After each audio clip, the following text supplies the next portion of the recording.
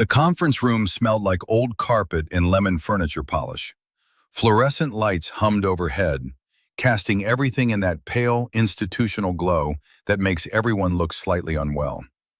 I sat at the long table, hands folded, waiting.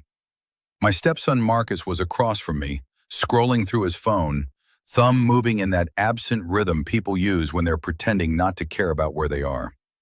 His girlfriend sat beside him, whispering something that made him smirk. The attorney, a woman named Patricia Chen, was sorting papers at the head of the table, her reading glasses catching the light.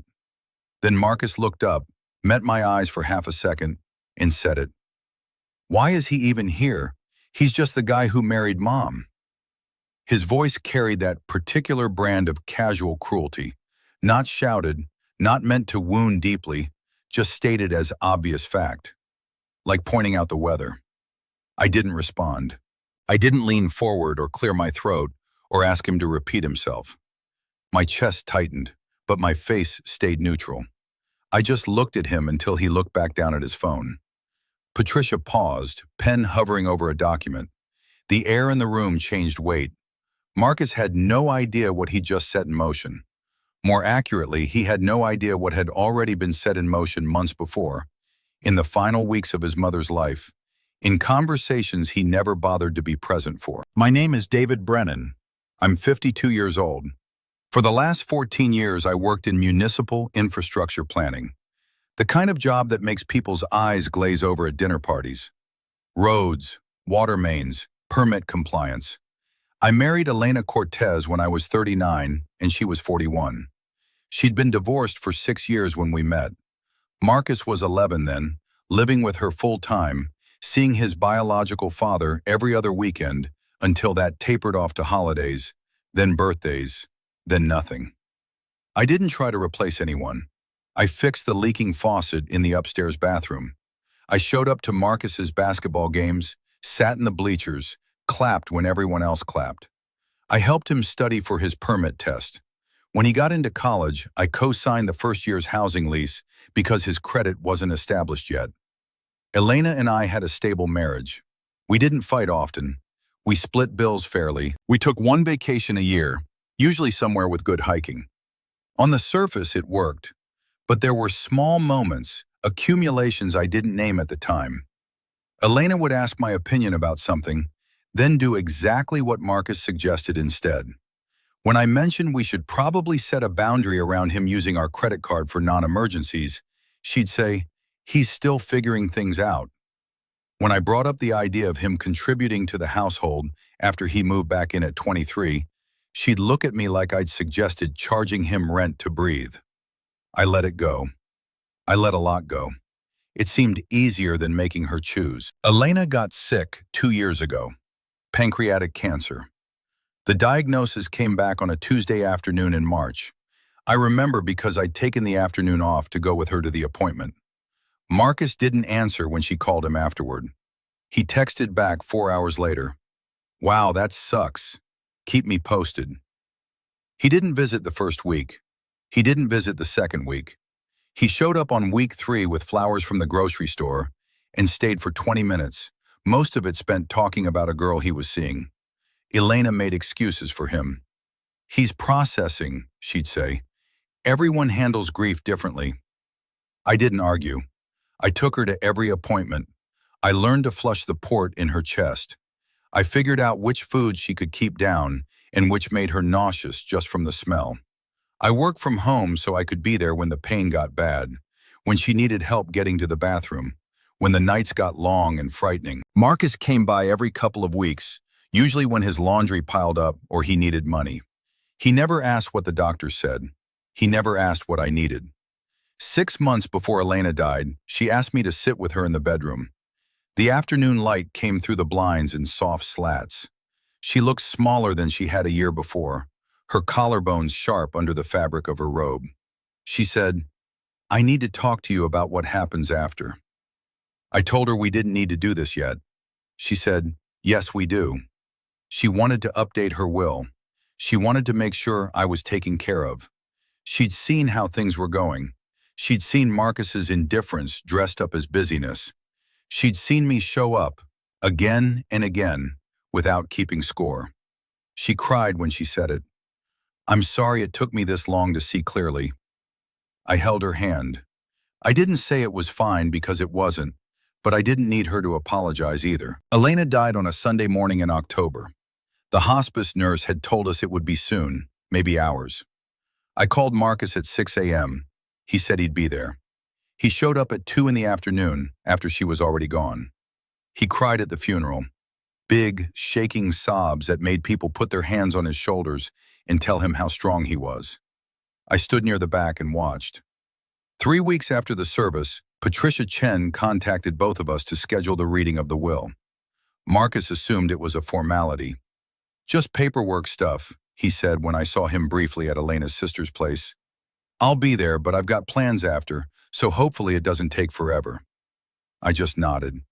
The meeting was set for 2 p.m. on a Thursday. I got there 15 minutes early.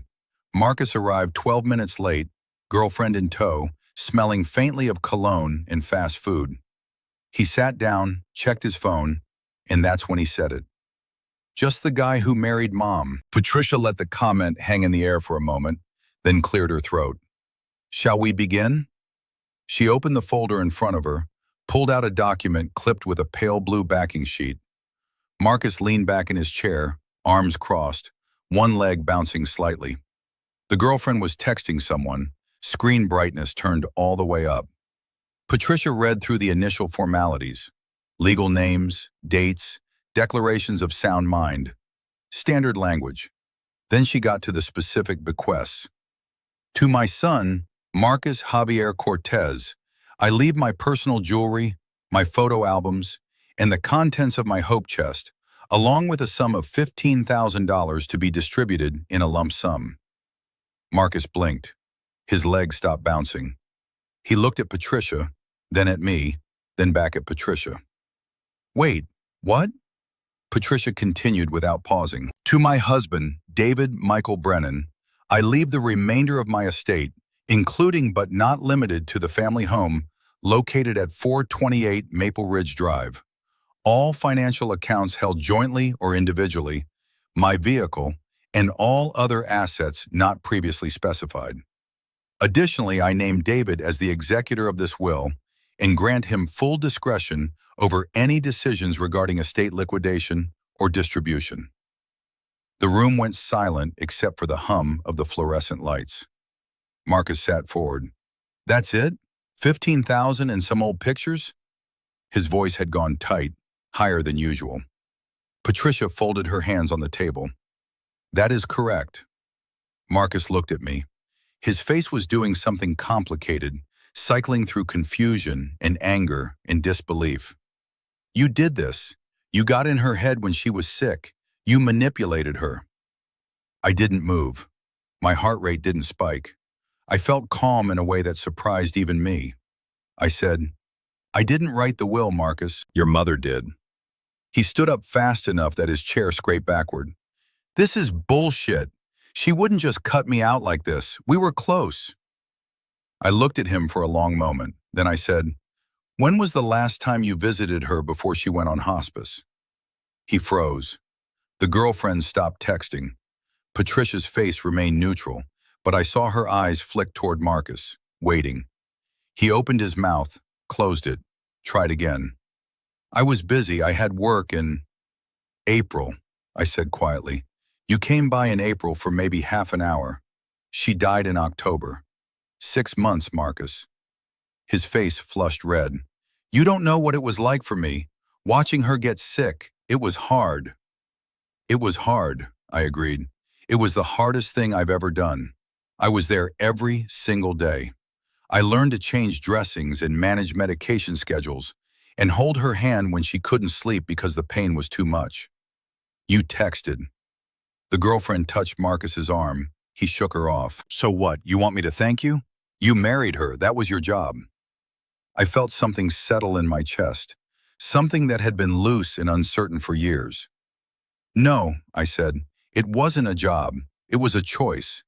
Every single day I chose to show up. You had the same choice." Patricia cleared her throat gently. "There's more. Elena included a letter to be read aloud at this meeting. Would you like me to continue? Marcus dropped back into his chair, breathing hard through his nose. Fine, read it. Patricia pulled out a single, handwritten page. Elena's slanted cursive, unmistakable even from across the table. She began, Marcus, if you're hearing this, I'm gone, and I imagine you're upset. I need you to understand that this decision wasn't made lightly, and it wasn't made out of anger. I love you. I will always love you. But love doesn't mean ignoring the truth. For years, I made excuses for you. I told myself you were young, you were figuring things out, you needed space to grow. I see now that I wasn't helping you. I was enabling you to take without giving, to assume without appreciating, to demand without contributing. David showed up for me in ways I didn't even know I needed until I was too sick to pretend otherwise. He didn't ask for recognition. He didn't keep score. He was just there, steady and kind and present, even when I wasn't easy to be around. I'm leaving him the house and the accounts because he earned them, not through manipulation, but through 14 years of partnership and 6 months of grace I didn't deserve.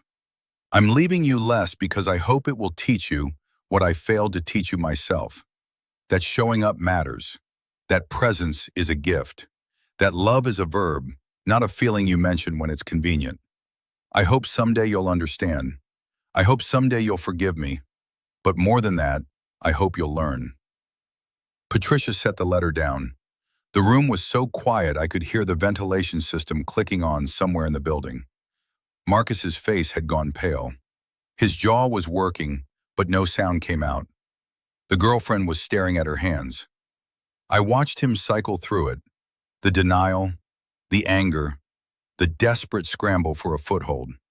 Finally, he said, voice cracking, "She didn't even give me a chance to fix it." I felt something unexpected then. Not triumph, not vindication, just a deep, tired sadness. "She gave you a lot of chances," I said.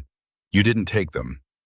He left without another word, the girlfriend trailing behind him, her heels clicking on the linoleum in the hallway. Patricia waited until the door closed, then looked at me. "Are you all right?" I nodded.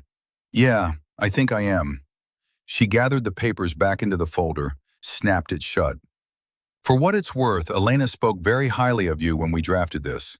She said you were the best decision she ever made."